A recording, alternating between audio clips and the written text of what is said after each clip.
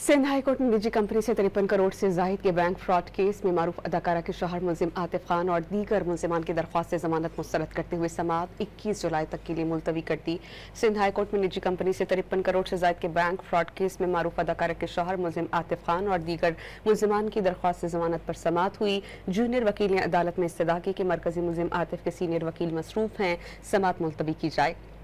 अदालत ने अदाकारा नादिया हुसैन की जमानत में तौसीक कर दी।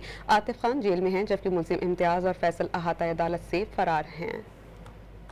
सिंध हाई कोर्ट ने निजी कंपनी से 53 करोड़ से जायद के बैंक फ्रॉड केस में मारूफ अदाकारा के शौहर मुलजिम आतिफ खान और दीगर मुलजिमान की दरख्वास्त जमानत मुस्तरद करते हुए समाअत 21 जुलाई तक के लिए मुलतवी कर दी।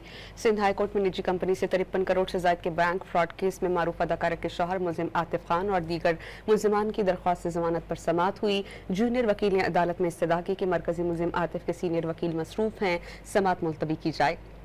अदालत ने अदाकारा नादिया हुसैन की जमानत में तौसीक कर दी। आतिफ खान जेल में हैं जबकि मुलजिम इम्तियाज और फैसल अहाता अदालत से फरार हैं।